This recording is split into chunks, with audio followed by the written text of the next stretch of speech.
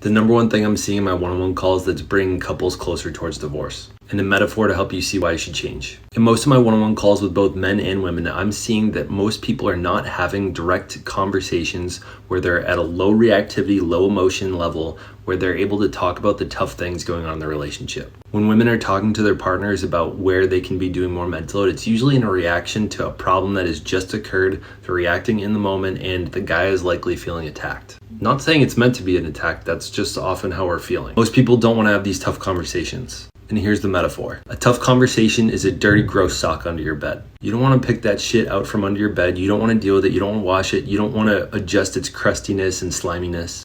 So you just leave it under the bed. Now what happens with it under the bed? It grows mold on it. Mold starts gathering on other things under the bed.